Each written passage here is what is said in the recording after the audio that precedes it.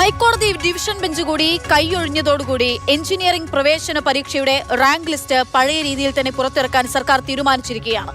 ഇന്ന് തന്നെ rank list പ്രസിദ്ധീകരിക്കുമെന്ന് rank list റദ്ദാക്കിയ സിംഗിൾ ബെഞ്ച് ഉത്തരവ് ഡിവിഷൻ ബെഞ്ച് ശരിവെച്ചെങ്കിലും വിധി ചോദ്യം ചെയ്ത് സുപ്രീം കോടതിയിലേക്ക് പോകേണ്ട എന്നുമാണ് സർക്കാർ തീരുമാനം. കേരള സിലബസിലുള്ള വിദ്യാർത്ഥികളെ സംബന്ധിച്ചിടത്തോളം കനത്ത തിരിച്ചടിയാകും സർക്കാർ ഇത്തരത്തിലൊരു യു ടേൺ അടിക്കുന്നത് എന്നുള്ളതാണ്.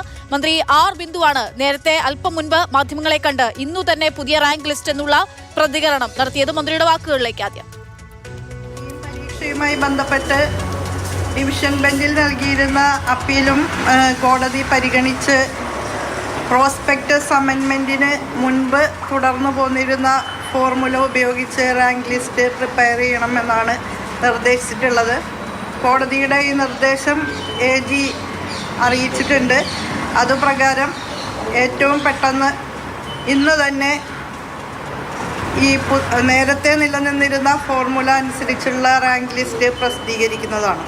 അതിനുള്ള നടപടികൾ ഇപ്പോൾ എൻട്രൻസ് കമ്മീഷണർ പൂർത്തീകരിക്കുകയാണ്. സർക്കാർ എല്ലാ കുട്ടികൾക്കും നീതി ലഭിക്കണം, നേരത്തെ തുടർന്നു പോകുന്ന പ്രോസസ്സിൽ ഒരു നീതികേടുണ്ട് എന്ന് വ്യക്തമാകുന്ന നിലയിൽ മനസ്സിലാക്കിയപ്പോൾ അതിന് ഒരു ബദൽ കണ്ടെത്താനുള്ള പരിശ്രമമാണ് നടത്തിയത്. അതിൽ തെറ്റുണ്ട് എന്നുള്ളതല്ല, ഇപ്പോൾ പ്രോസ്പെക്ടസ് നിലവിൽ വന്നതിന് ശേഷം മാറ്റം വരുത്തിയത് ശരിയായില്ല എന്നുള്ള ഒരു രീതിയിലാണ് കോടതി നിഗമനം മുന്നോട്ട് വച്ചിട്ടുള്ളത്. യഥാർത്ഥത്തിൽ പ്രോസ്പെക്ടസിൽ എപ്പോൾ വേണമെങ്കിലും ഇക്കാര്യത്തിൽ മാറ്റം വരുത്താൻ സർക്കാരിന് അനുമതിയുണ്ട് എന്നുള്ള നിലയ്ക്കുള്ള ഒരു ക്ലോസ് ഉൾച്ചേർന്നിട്ടുള്ളതാണ്. രാഹുൽ ജിനാഥ് വിവരങ്ങളുമായിട്ടുണ്ട്. രാഹുൽ, എപ്പോൾ വേണമെങ്കിലും സർക്കാരിന് പ്രോസ്പെക്ടസിൽ മാറ്റം വരുത്താമെന്നുള്ള രീതിയുണ്ടെന്ന് മന്ത്രി ആർ ബിന്ദു സൂചിപ്പിച്ചു. പക്ഷേ അങ്ങനെ എപ്പോഴും തോന്നുന്ന പോലെ ചെയ്യുന്നിടത്ത് വിദ്യാർത്ഥികളുടെ ജീവിതം തുലാസിലാകുന്നതാണ് പ്രധാന പ്രശ്നമെന്ന് പറയുന്നത്. ഇവിടെ നീതികേടുണ്ട് നേരത്തെയുള്ള പഴയ ഫോർമുലയിൽ എന്ന് അറിഞ്ഞുകൊണ്ടും ആണ് പുതിയൊരു ഫോർമുല രൂപീകരിക്കുന്നത്. പക്ഷേ രൂപീകരിച്ച സമയത്തിൽ പറഞ്ഞ പ്രശ്നമുണ്ടാവുകയും ചെയ്യുന്നത്. എന്തുകൊണ്ടാണ് ഒരു നിയമ പോരാട്ടത്തിനില്ല എന്നുള്ള തീരുമാനത്തിലേക്ക് സർക്കാർ എത്തുന്നത്? കാരണം ഏറ്റവും പ്രധാനമായി ഇവിടെ നിയമപോരാട്ടത്തിന് പോകുന്നില്ല എന്ന് മന്ത്രി പറയാൻ കാരണം കുട്ടികളുടെ അഡ്മിഷൻ, അതാണ് ഏറ്റവും പ്രധാനം. ആ സമയം അടുത്തുകൊണ്ടിരിക്കുകയാണ്. അതുകൊണ്ട് തന്നെ ഇനി മുന്നോട്ട് നിയമപോരാട്ടത്തിന് പോകുന്നില്ല. കോടതിയിൽ ഏറ്റവും പ്രധാനമായി ഇത് പറഞ്ഞിരുന്നു. അതായത് സർക്കാരിന് പ്രോസ്പെക്ടസിൽ ഏത് സമയത്ത് വേണമെങ്കിലും ഈ കാര്യങ്ങൾ മാറ്റാം. അങ്ങനെ മാറ്റാൻ അധികാരമുള്ളപ്പോൾ കോടതി അത് കൃത്യമായി അത് നിരീക്ഷിച്ചില്ല എന്ന് മന്ത്രി പറയാതെ പറയുന്നുമുണ്ട്. അതുകൊണ്ട് കോടതി വിധി എന്തായാലും നിലവിൽ ഉത്തരവ് അംഗീകരിച്ചുകൊണ്ട് മുന്നോട്ട് പോവുകയാണ്. അതിൽ ഏറ്റവും പ്രധാനമായി പഴയ ഫോർമുല അനുസരിച്ചുള്ള റാങ്ക് ലിസ്റ്റ് പുറത്തു വരുമെന്ന് പറയുന്നുണ്ട്. അതിൽ ഏറ്റവും പ്രധാനം അക്ഷയ് ചൂണ്ടിക്കാട്ടിയതുപോലെ റാങ്ക് ലിസ്റ്റ് പുറത്തു വന്നു. അതിൽ കുറേ കുട്ടികൾക്ക് അവർക്ക് നിശ്ചയിക്കപ്പെട്ട റാങ്ക് ലഭിച്ചു എന്ന് വിശ്വസിക്കുന്ന കുട്ടികളുണ്ട്. അപ്പോൾ അതിൽ മാറ്റം ഉണ്ടാകുമെന്നുള്ളതാണ് ഏറ്റവും പ്രധാനപ്പെട്ട കാര്യം. നമ്മൾ മന്ത്രിയോട് അത് ചോദിച്ചപ്പോൾ പറഞ്ഞത് ഇനി വിഷമിച്ചിട്ട് കാര്യമില്ലല്ലോ, കാരണം കോടതി പറയുന്ന അനുസരിച്ചല്ലേ പറ്റൂ എന്നൊരു വാദമാണ് മന്ത്രിയും ഇവിടെ എന്തായാലും പറഞ്ഞത്. എന്തായാലും ഏറ്റവും പ്രധാനമായി പഴയ ഫോർമുലയിലേക്ക് തിരിച്ചു പോകുന്നു. ഇനി ഈ വർഷത്തെ റാങ്ക് ലിസ്റ്റ് അല്ലെങ്കിൽ ഈ വർഷത്തെ അഡ്മിഷൻ പൂർത്തിയാകുന്നവരെ മറ്റ് കാര്യങ്ങളിലേക്ക് പോകുന്നില്ല. പുതിയ ഫോർമുല അത് എല്ലാ കുട്ടികൾക്കും നീതി ഉറപ്പാക്കാൻ വേണ്ടി നടപ്പിലാക്കിയതാണെന്നുള്ള മന്ത്രി പറയുമ്പോൾ മന്ത്രി ഉൾപ്പെടുന്ന മന്ത്രിസഭ തീരുമാനിച്ചിട്ടാണ് ഈ പ്രോസ്പെക്ട് ലിസ്റ്റിൽ മാറ്റം വരുത്തുന്നത്. 14 വർഷമായിട്ടുണ്ടാകുന്ന ഒരു പരാതിയാണ് അതിൽ ഈ സമയത്തൊരു തീരുമാനമെടുക്കുന്നത്. അതുകൊണ്ട് തന്നെ മറ്റു പല പ്രവേശന പരീക്ഷയുടെയും അടിസ്ഥാനത്തിൽ നല്ല റാങ്ക് കിട്ടിയവർ വേണ്ട, കേരളത്തിൽ തന്നെ മതിയെന്ന് തീരുമാനിച്ചിട്ടുള്ള കുട്ടികളുണ്ടാകും. അപ്പോൾ അവരുടെ ഭാവി അനിശ്ചിതാവസ്ഥയിലാകും. ഈ റാങ്ക് മാറുമ്പോൾ 1000-ഓ 2000-ഓ റാങ്കിന്റെ വ്യത്യാസം വരും. അത് തന്നെയാണ്, അത്രയും വലിയ വ്യത്യാസം വരുമെന്നുള്ള കാര്യം നമ്മൾ ബോധ്യപ്പെടുത്തി. കാരണം അങ്ങനെ ഒരു വ്യത്യാസം വരുമ്പോൾ ആ കുട്ടികൾ ഈ ഒരു മാറ്റത്തെ അല്ലെങ്കിൽ ഈ ഒരു പുതിയ റാങ്ക് ലിസ്റ്റിനെ കോടതിയിൽ ചലഞ്ച് ചെയ്യാനുള്ള സാധ്യതയില്ല എന്ന് ചോദിച്ചപ്പോൾ മറ്റു വഴികളില്ല എന്നാണ് പറയുന്നത്. ഈ പ്രോസ്പെക്ടസ് ഏത് സമയവും മാറ്റാനുള്ള അധികാരം സർക്കാരിനുണ്ട് എന്ന് പറയുമ്പോൾ അത് കോടതി അത് കണ്ടില്ല, അത് പരിഗണിച്ചില്ല എന്നുള്ളൊരു വാദം പറയാതെ പറയുന്നു. നേരത്തെ സൂചിപ്പിച്ച പോലെ പറയാതെ പറയുന്നുമുണ്ട്. എന്തായാലും റാങ്ക് ലിസ്റ്റിൽ മാറ്റം വരുമെന്നുള്ളതാണ് ഏറ്റവും പ്രധാനപ്പെട്ട കാര്യം. കാരണം 1ാം റാങ്കും 2ാം റാങ്കും 3ാം റാങ്കും ഒക്കെ പ്രഖ്യാപിച്ചപ്പോൾ അതിൽ ഈ പറഞ്ഞതുപോലെ പൊതുവിദ്യാഭ്യാസത്തിന്റെ ഭാഗമായി പഠിച്ച കുട്ടികൾ ലഭിക്കുന്നുണ്ട്. പക്ഷേ അവർക്ക് ഇനിയൊരു റാങ്ക് ലിസ്റ്റ് മാറ്റം വരുമ്പോൾ അവരുടെ റാങ്കിൽ മാറ്റം ഉണ്ടാകുമ്പോൾ സങ്കടം വരില്ലേ, അല്ലെങ്കിൽ അത് പ്രശ്നമാകില്ലെന്ന് ചോദിച്ചപ്പോൾ മറ്റു വഴികളില്ല എന്ന് തന്നെയാണ് പറയുന്നത്. ഈ തീരുമാനം എടുത്തത് അത് ശരിയായോ എന്ന് ചോദിച്ചപ്പോൾ അത്തരത്തിലുള്ള കാര്യങ്ങൾ പറയാനാകില്ല. കാരണം എല്ലാവർക്കും നീതി ഉറപ്പാക്കാൻ വേണ്ടിയാണ് സർക്കാർ ശ്രമിച്ചതെന്ന് മാത്രമാണ് പറഞ്ഞത്. ഈ തീരുമാനവുമായി അടുത്ത തവണ മുന്നോട്ട് പോകുമെന്ന് ചോദിച്ചപ്പോൾ അത് അടുത്ത തവണ ആലോചിക്കേണ്ട കാര്യമല്ലേ എന്നുകൂടി മന്ത്രി പറയുന്നുണ്ട്. അടുത്ത തവണ ഉണ്ടാകുമെന്ന് ആലോചിക്കുമ്പോൾ അത് അടുത്ത തവണ ആലോചിച്ചാൽ പോരെ. ഇത്തവണയും ഇങ്ങനെ മെല്ലെ ആലോചിച്ചതാണ് പ്രശ്നമുണ്ടായത്. രാഹുൽ ജിനാഥാണ് വിവരങ്ങൾ നൽകിയത്. കേരള സിലബസിലെ വിദ്യാർത്ഥികൾ നിരന്തരം പിന്നിൽ പോകുന്നു. പ്രവേശന പരീക്ഷാ ഫലം വന്ന് റാങ്ക് ലിസ്റ്റ് പ്രസിദ്ധീകരിക്കുമ്പോൾ ഇതായിരുന്നു പ്രശ്നം. കഴിഞ്ഞ 14 വർഷമായി ഉയർന്നു കേട്ട ഒരു പരാതി. പ്ലസ് ടുവിൽ ഉയർന്ന സ്കോർ, പ്രവേശന പരീക്ഷാ ഫലം, വെയിറ്റേജും കൂടി ഈ സ്കോറിന് ഒപ്പം ചേരുമ്പോൾ റാങ്ക് ലിസ്റ്റിൽ കേരള സിലബസുകാർ പിന്നോട്ട് പോകുന്നതായിരുന്നു പ്രശ്നം. ഈ പ്രശ്നം പരിഹരിക്കുക എന്നുള്ള ലക്ഷ്യവുമായാണ് സർക്കാർ ഇത്തവണ ഈ വെയിറ്റേജിൽ മാറ്റം വരുത്താൻ തീരുമാനിച്ചത്. പക്ഷേ എല്ലാ വിഷയത്തിലും എന്ന പോലെ ഈ വിഷയത്തിലും സർക്കാർ നേരത്തെ ഇപ്പോൾ മന്ത്രി പറഞ്ഞതുപോലെ അടുത്ത തവണ ഉണ്ടാകുമെന്ന് ചോദിക്കുമ്പോൾ അത് അടുത്ത തവണ ആലോചിച്ചാൽ പോരെ എന്ന് പറയുന്ന കാലതാമസം, ആ കാലതാമസമാണ് പ്രതിസന്ധി ഉണ്ടാക്കിയത്. അത് എങ്ങനെയെന്നുള്ളതാണ് നമ്മൾ നോക്കുന്നത്. എങ്ങനെയാണ് ഇത്തവണ കീം എഞ്ചിനീയറിംഗ് പ്രവേശന പരീക്ഷയിൽ ഇത്തരത്തിൽ റാങ്ക് ലിസ്റ്റ് പ്രസിദ്ധീകരിക്കുമ്പോൾ സർക്കാർ വരുത്തിയ കാലതാമസം എന്നുള്ളതാണ്.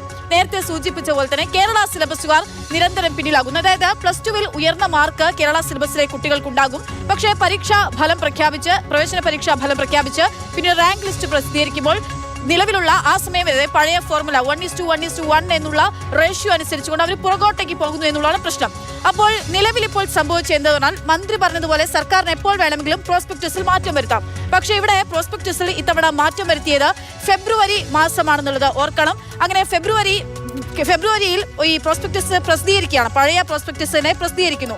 അതിനുശേഷമാണ് പുതിയ പ്രോസ്പെക്ടസിനെ പറ്റി തന്നെ ആലോചന നടക്കുന്നത്. അപ്പോഴാണ് ഈ 1:1:1 5:3:2 എന്ന രീതിയിലേക്ക് മാനദണ്ഡം മാറ്റാൻ തീരുമാനിക്കുന്നത്. അപ്പോൾ ആ ഫോർമുല, ആ സമീകരണം പുനഃപരിശോധിക്കാനുള്ള തീരുമാനമുണ്ടാകുന്നത് നിലവിലെ പ്രോസ്പെക്ടസ് ഫെബ്രുവരിയിൽ പ്രസിദ്ധീകരിച്ചതിന് ശേഷം മുഖ്യമന്ത്രിയുടെ നേതൃത്വത്തിൽ ഒരു സമിതി രൂപീകരിക്കണമെന്നുള്ള തീരുമാനം ഉണ്ടാവുകയാണ്. അങ്ങനെ ഒരു സമിതിയിലേക്ക്, ഒരു വിദഗ്ധ സമിതിയെ ഇത് സംബന്ധിച്ച് എങ്ങനെ മാറ്റം വരുത്താം എന്നതിനെപ്പറ്റി സർക്കാർ ആലോചിക്കുന്നു. അങ്ങനെ ഒരു സമിതി രൂപീകരിക്കുകയാണ്. പിന്നീട് ആ സമിതി രൂപീകരിക്കുന്നത് എപ്പോഴാണെന്ന് നോക്കൂ. ഏപ്രിലാണ് ഇങ്ങനൊരു വിദഗ്ധ സമിതിക്ക് രൂപം നൽകുന്നത്. ഏപ്രിലിൽ രൂപം നൽകുന്നു. തമിഴ്നാടാണ് നിലവിൽ ഈ 5:3:2 എന്ന തരത്തിലുള്ള ഒരു മാനദണ്ഡം തുടരുന്നത്. അതായത് മാത്സ്, ഫിസിക്സ്, കെമിസ്ട്രി ഈ വിഷയങ്ങളുടെ അടിസ്ഥാനത്തിൽ. അപ്പോൾ ആ തമിഴ്നാട് മാതൃക നമ്മൾ പിന്തുടരാൻ തീരുമാനിക്കുകയാണ്. പിന്നീട് അതിനിടയിൽ നോക്കേണ്ട ഒരു കാര്യം, മെയ് 14 ഈ പ്രവേശന പരീക്ഷയുടെ സ്കോർ സർക്കാർ സ്കോർ പ്രസിദ്ധീകരിക്കുകയാണ് മെയ് 14 തീയതി. അതും കഴിഞ്ഞ് വിദഗ്ധ സമിതി റിപ്പോർട്ട് നൽകുന്നത് ജൂൺ 2 തീയതിയാണ്. മെയ് 14 സ്കോർ പ്രസിദ്ധീകരിച്ചിട്ടുണ്ട്. ജൂൺ 2 തീയതിയാണ് ഈ റിപ്പോർട്ട് നൽകുന്നത്. ഈ റിപ്പോർട്ട് നൽകിയതിനു ശേഷം വീണ്ടും സംഭവിക്കുകയാണ് കാലതാമസം. അതായത് പിന്നീട് ജൂൺ 30 തീയതിയാണ് ഇത് മന്ത്രിസഭ ഈ റിപ്പോർട്ട് അംഗീകരിക്കുന്നത്. അങ്ങനെ ജൂൺ 30 റിപ്പോർട്ട് അംഗീകരിക്കുന്നു. ജൂലൈ 1 റാങ്ക് ലിസ്റ്റ് പ്രസിദ്ധീകരിക്കുന്നു. അതായത് കൃത്യമായി പറയുകയാണെങ്കിൽ റാങ്ക് ലിസ്റ്റ് പ്രസിദ്ധീകരിക്കുന്നതിന് ഒരാഴ്ച മുൻപാണ് ഈ പ്രോസ്പെക്ടസിൽ മാറ്റം വരുത്തുന്നതെന്ന് മനസ്സിലാക്കുന്നത്. അതായത് സർക്കാർ ഇവിടെ ചൂണ്ടിക്കാണിക്കുക ഇന്നലെ കോടതിയിൽ പറഞ്ഞ പ്രധാന കാരണം എന്ന് പറഞ്ഞാൽ ഈ നിലവിലുള്ള 1:1:1 എന്നുള്ള രീതിയിലെ ഫോർമുല വരുമ്പോൾ അവിടെ വെയിറ്റേജ് കണക്കാക്കപ്പെടുമ്പോൾ 27 മാർക്കിന്റെ കുറവാണ് കേരള സിലബസിൽ ഉള്ള ഒരു കുട്ടിയെ സംബന്ധിച്ചിടത്തോളം ഉണ്ടാവുക. അതുകൊണ്ടാണ് ഇത്തരത്തിലൊരു മാറ്റം എന്നാണ് സൂചിപ്പിച്ചത്. അതിന്റെ അടിസ്ഥാനത്തിലാണ് പുതിയ ഫോർമുലയായിട്ടുള്ള 5:3:2 എന്നുള്ള ഒരു ഫോർമുലയിലേക്ക് സർക്കാർ എത്തുകയും ചെയ്തത്. പക്ഷേ അതിൽ സിംഗിൾ ബെഞ്ച് CBSE വിദ്യാർത്ഥികളാണ് ആദ്യം ഹൈക്കോടതിയെ സമീപിച്ചത്. സിംഗിൾ ബെഞ്ച് ഈ റാങ്ക് ലിസ്റ്റ് റദ്ദാക്കുന്നു. പിന്നീട് ഹൈക്കോടതി ഡിവിഷൻ ബെഞ്ചിനെ സർക്കാർ സമീപിച്ചെങ്കിലും അവിടെയും സർക്കാരിന് അനുകൂലമായിട്ടുള്ളൊരു വിധി ഉണ്ടാകുന്നില്ല. തിരിച്ചടി നേരിട്ടതോടുകൂടിയാണ് ഇന്നിപ്പോൾ ഈ പിന്നോട്ട് പോകാൻ സംസ്ഥാന സർക്കാർ തീരുമാനിച്ചിരിക്കുന്നത്. പ്രദീപ് ജോസഫ് ഇന്ന് കോടതിയിൽ നടന്ന നടപടികളുടെ വിശദാംശങ്ങൾ നൽകും. പ്രദീപ്, ഇത് വിദ്യാർത്ഥികളുടെ ജീവിതമാണ്. ഒരു കുട്ടി എത്രമാത്രം കഷ്ടപ്പെട്ട് കഠിനാധ്വാനം ചെയ്താലാണ് ഈ കീം ലിസ്റ്റിലൊന്ന് ഇടം പിടിക്കുക നമുക്കറിയാം. അവിടെ ഇപ്പോൾ സ്വാഭാവികമായിട്ടും CBSE ആയിക്കോട്ടെ, അത് കേരള സിലബസ് ആയിക്കോട്ടെ, മലയാളികളാണ്, വിദ്യാർത്ഥികളാണ്, അവർ ഒരുപോലെ പരിഗണിക്കപ്പെടേണ്ടുന്നവരാണ്. പക്ഷേ സർക്കാർ സ്വീകരിച്ച കാലതാമസമാണ് ഈ പ്രശ്നം ഉണ്ടാക്കുന്നത്. ഇന്ന് കോടതി എന്ത് മറുപടിയാണ്, എന്തുകൊണ്ടാണ് സർക്കാരിന് സ്റ്റേ ഉൾപ്പെടെ അനുവദിക്കാതിരുന്നത്? കോടതി എങ്ങനെയാണ് നിരീക്ഷിച്ചത്? പക്ഷേ സർക്കാരിൻ്റെ ഇക്കാര്യത്തിലുള്ള ഉദ്ദേശശുദ്ധിയെ ഹൈക്കോടതി ഡിവിഷൻ ബെഞ്ച് സംശയിക്കുകയോ ചോദ്യം ചെയ്യുകയോ ഒന്നും ചെയ്തിട്ടില്ല. പക്ഷേ നടപടിക്രമങ്ങളിൽ ഉണ്ടായ ഒരു വീഴ്ച അത് തന്നെയായിരുന്നു സിംഗിൾ ബെഞ്ച് ചൂണ്ടിക്കാട്ടിയിരുന്നത്. അത് ശരിവയ്ക്കുകയാണ് ഡിവിഷൻ ബെഞ്ചും ചെയ്തിരിക്കുന്നത്. അതായത് സിംഗിൾ ബെഞ്ചിൻ്റെ ഉത്തരവിൽ ഇക്കാര്യത്തിൽ അപാകതകൾ ഒന്നും തന്നെ കണ്ടെത്താൻ ഡിവിഷൻ ബെഞ്ചിന് സാധിച്ചില്ല. അതുകൊണ്ട് തന്നെ സിംഗിൾ ബെഞ്ചിൻ്റെ ഈ ഉത്തരവിൽ ഇടപെടാൻ ഹൈക്കോടതി ഡിവിഷൻ ബെഞ്ച് വിമർശിക്കുകയും ചെയ്തു. റാങ്ക് പട്ടിക പ്രസിദ്ധീകരിക്കുന്നതിന് മണിക്കൂറുകൾക്ക് മുൻപ് മാത്രമാണ് പ്രോസ്പെക്ടസിൽ സർക്കാർ മാറ്റം വരുത്തിയത്. കഴിഞ്ഞ നവംബർ മാസത്തിൽ തന്നെ ഇത്തരത്തിൽ പ്രോസ്പെക്ടസ് പുതുക്കാവുന്നതാണ് എന്ന് കാണിച്ച് എൻട്രൻസ് പരീക്ഷാ കമ്മീഷണർ സർക്കാരിനെ സമീപിച്ചിരുന്നു. ഇതിനുള്ള നടപടികൾ പൂർത്തിയാക്കുകയും ചെയ്തു. പക്ഷേ പിന്നീട് സ്വാഭാവികമായുണ്ടായ കാലതാമസം കൊണ്ടായിരിക്കാം നടപടികൾ എല്ലാം നീണ്ടുപോയി. അത്തരത്തിൽ നടപടികൾ നീണ്ടുപോയതിൻ്റെ ഫലമായിട്ടാണ് ഇപ്പോൾ സർക്കാരിന് തിരിച്ചടി കിട്ടിയിരിക്കുന്നത്. ഒപ്പം വിദ്യാർത്ഥികൾക്കും രക്ഷിതാക്കൾക്കും ആശങ്ക ഉണ്ടായിരിക്കുന്നതും. ഏതാണ്ട് 87,000-ഓളം പേരാണ് ഇത്തവണ കീം പരീക്ഷ എഴുതിയത്. അതിൽ തന്നെ 67,000-68,000-ഓളം വിദ്യാർത്ഥികളാണ് പട്ടികയിൽ ഉൾപ്പെട്ടത്. ഇവരെ സംബന്ധിച്ചിടത്തോളം ഇനി വീണ്ടും ആശങ്കയുടെ നാളുകൾ ആളുകൾ തന്നെയാണ് എന്ന് പറയേണ്ടിയിരിക്കുന്നത്. കാരണം സംസ്ഥാനത്തിന് പുറത്തുള്ള പല ഉന്നത വിദ്യാഭ്യാസ സ്ഥാപനങ്ങളിലും പ്രവേശനം ലഭിക്കുമായിരുന്നിട്ടും ഈ പ്രവേശന പരീക്ഷയിൽ മികച്ച റാങ്ക് കിട്ടിയതോടെ കേരളത്തിൽ തന്നെ പഠിക്കാം എന്ന് തീരുമാനിച്ചവരുണ്ട്. മറ്റ് സംസ്ഥാനങ്ങളിലെ അഡ്മിഷൻ റദ്ദാക്കി ഇവിടെ പഠിക്കാൻ തീരുമാനമെടുത്ത ആളുകളുണ്ട്. ഫീസൊക്കെ തിരികെ വാങ്ങിയ ആളുകളുണ്ട്. അങ്ങനെയുള്ള ആളുകളെ സംബന്ധിച്ചാണ് ഈ അനിശ്ചിതത്വം നിലനിൽക്കുന്നത്. ഇനിയിപ്പോൾ പഴയ രീതി അനുസരിച്ച് തന്നെ റാങ്ക് പട്ടിക പ്രസിദ്ധീകരിക്കാമെന്നാണ് നിലവിൽ വിദ്യാഭ്യാസ മന്ത്രി പറയുന്നത്. അങ്ങനെ വന്നാൽ തന്നെ അതിനെ ആരെങ്കിലും കോടതിയിൽ ചോദ്യം ചെയ്യുമോ എന്നുള്ള കാര്യത്തിൽ ഒരു വ്യക്തത. അതേസമയം എല്ലാവർക്കും തുല്യനീതി ഉറപ്പാക്കാൻ വേണ്ടിയാണ് ഇത്തരത്തിൽ പുതിയ മാനദണ്ഡങ്ങൾ കൊണ്ടുവന്നത് എന്ന് ഇന്ന് സംസ്ഥാന സർക്കാർ ഹൈക്കോടതിയിൽ വിശദീകരിച്ചുവെങ്കിലും ആ ഒരു വിശദീകരണം ഹൈക്കോടതിക്ക് ദഹിക്കുന്നതായിരുന്നില്ല. അതുകൊണ്ട് തന്നെ സിംഗിൾ ബെഞ്ച് ഉത്തരവ് ശരിവെച്ചുകൊണ്ട് ഡിവിഷൻ ബെഞ്ചും മുന്നോട്ട് പോവുകയായിരുന്നു. പൊതുവിൽ കേരള സിലബസുകാർ കഴിഞ്ഞ ഏതാനും വർഷങ്ങളായി പിന്തള്ളപ്പെടുന്നു എന്ന കാര്യമാണ് സർക്കാർ കഴിഞ്ഞ ദിവസങ്ങളിൽ ചൂണ്ടിക്കാണിച്ചത്. ഇന്നും ആ കാര്യങ്ങൾ ചൂണ്ടിക്കാണിച്ചുവെങ്കിലും അതിനൊന്നും യുക്തിസഹമായ രീതിയിൽ അക്കാര്യങ്ങൾ വ്യക്തമാക്കാൻ സാധിച്ചില്ല. മാത്രവുമല്ല സമയം അല്ലെങ്കിൽ കാലതാമസം എന്ന ഘടകം തന്നെയാണ് ഇന്ന് ഹൈക്കോടതിയിൽ കാലതാമസം ഉണ്ടായത്. അതായത് കളി തുടങ്ങിയതിന് ശേഷമല്ലല്ലോ ചട്ടം മാറ്റേണ്ടതെന്നുൾപ്പെടെയാണ് കോടതി ഇന്നലെ നിരീക്ഷിച്ച് വിഷയത്തിൽ സംസാരിച്ച് ഇന്ന് ആവർത്തിച്ച് പറഞ്ഞതും അത് തന്നെയാണ്. അതുകൊണ്ട് തന്നെയാണ് സർക്കാരിന് പിന്നോട്ട് പോകേണ്ടി വരുന്നത്. സർക്കാർ പിന്നോട്ട് പോകുമ്പോൾ തിരിച്ചടി നേരിടുന്നത് കേരള സിലബസ് വിദ്യാർത്ഥികൾക്കാണ്. ഒരു സംശയവുമില്ല അതിൽ. നേരത്തെ പ്രദീപ് സൂചിപ്പിച്ച പോലെ 85,000-ൽ പരം 87,000-ഓളം വിദ്യാർത്ഥികൾ പരീക്ഷ എഴുതി. അതിൽ 68,000-ഓളം അടുത്ത കുട്ടികൾ ഈ റാങ്ക് ലിസ്റ്റിൽ ഇടം പിടിച്ചിട്ടുണ്ട്. അപ്പോൾ ഇത്തവണ റാങ്ക് ലിസ്റ്റ് പ്രസിദ്ധീകരിച്ചപ്പോൾ പൂർണ്ണാർത്ഥത്തിൽ കേരള സിലബസുകാരുടെ ഒരു ആധിപത്യം ഈ റാങ്ക് ലിസ്റ്റിൽ ഉണ്ടായിരുന്നു. കഴിഞ്ഞ 14 വർഷമായിട്ടുണ്ടാകുന്നതിനപ്പുറത്തേക്ക് ഒരു തിരിച്ചുവരവ് അല്ലെങ്കിൽ അവരുടെ ഒരു ആധിപത്യം അത് എങ്ങനെയാണ് എന്നുള്ളതുകൂടിയാണ് പുതിയ ഫോർമുല അനുസരിച്ച് കേരള സിലബസുകാർക്ക് അവരുടെ റാങ്കിൽ വന്നിട്ടുള്ള മാറ്റം എന്തെന്നുള്ളതാണ് നമ്മൾ പരിശോധിക്കാൻ പോകുന്നത്. റാങ്ക് ലിസ്റ്റിൽ നമ്മൾ നേരത്തെ സൂചിപ്പിച്ച പോലെ 87,000 പേർ പരീക്ഷ എഴുതി. അതിൽ 47,175 പേരും കേരള സിലബസിൽപ്പെട്ട 47,175 കുട്ടികൾ റാങ്ക് ലിസ്റ്റിൽ ഇടം പിടിച്ചു എന്നുള്ള കാര്യം ഓർക്കണം. ഇനി ആദ്യ 10 റാങ്ക് ഏറ്റവും കൂടുതൽ നമ്മൾ ശ്രദ്ധിക്കുന്ന ആദ്യ 10 റാങ്കിൽ ആരൊക്കെ ഉൾപ്പെട്ടിട്ടുണ്ട് എന്നുള്ളതാണ്. അങ്ങനെ ആദ്യ 10 റാങ്കിൽ കഴിഞ്ഞ തവണ ഒരു കേരള സിലബസിൽപ്പെട്ട ഒരു കുട്ടി പോലും ഇല്ലായിരുന്നുവെങ്കിൽ ഇത്തവണ ആദ്യ 10-ൽ 5 കേരള സിലബസിൽ പഠിച്ച 5 വിദ്യാർത്ഥികൾ ഉൾപ്പെട്ടു എന്നുള്ളതാണ് പുതിയ ഫോർമുല. 5:3:2 എന്നുള്ള ഫോർമുല സംസ്ഥാന സർക്കാർ നടപ്പാക്കിയപ്പോൾ ഉണ്ടായിട്ടുള്ള മാറ്റം. ഇനി ആദ്യ 100 നോക്കൂ. ആദ്യ 100-ൽ 41 പേർ കേരള സിലബസ് പഠിച്ചിറങ്ങിയിട്ടുള്ള വിദ്യാർത്ഥികളാണ്. CBSE വിദ്യാർത്ഥികൾ. അതിന് ബാക്കി മാത്രമേ ഉള്ളൂ. ഇനി ആദ്യ 5,000 റാങ്ക് എടുക്കുമ്പോൾ അവിടെയും പകുതിയിലധികം വരുന്നത് കേരള സിലബസ് പഠിച്ച കുട്ടികളാണ്. വലിയ ആധിപത്യം നമുക്ക് അവിടെയും കാണാൻ സാധിക്കും. 2,539 പേർ കേരള സിലബസ് പഠിച്ചിറങ്ങിയ കുട്ടികളാണ് ഇത്തവണ ഈ റാങ്ക് ലിസ്റ്റ് എടുക്കുമ്പോൾ ആദ്യ 5,000 എടുക്കുമ്പോൾ അതിൽ ഉൾപ്പെട്ടിരിക്കുന്നത്. അതായത് വലിയ തോതിൽ തന്നെ കേരള സിലബസ് പഠിച്ചിറങ്ങിയ കുട്ടികൾക്ക് റാങ്ക് ലിസ്റ്റിൽ ഇടം പിടിക്കാനായി എന്നുള്ളതാണ് ഈ പുതിയ അനുപാതം, പുതിയ ഫോർമുല സർക്കാർ കൊണ്ടുവന്നപ്പോൾ ഉണ്ടായിരിക്കുന്ന മാറ്റം. പക്ഷേ സർക്കാർ പിന്തിരിയുകയാണ്. ഇന്നു തന്നെ ഇതിൽ പുതിയ റാങ്ക് ലിസ്റ്റ് പ്രസിദ്ധീകരിക്കുമെന്ന് പറയുമ്പോൾ ഇത്രയും വിദ്യാർത്ഥികൾ അത്രമാത്രം റാങ്കിന് പുറകിലേക്ക് പോകും. മറ്റു പല പ്രവേശന പരീക്ഷകളും കഴിഞ്ഞ അഡ്മിഷൻ തുടങ്ങിയ പശ്ചാത്തലത്തിൽ ഈ കുട്ടികൾ എന്തു ചെയ്യും എന്നുള്ളതാണ് ചോദ്യചിഹ്നമായി തന്നെ നിൽക്കുന്നത്.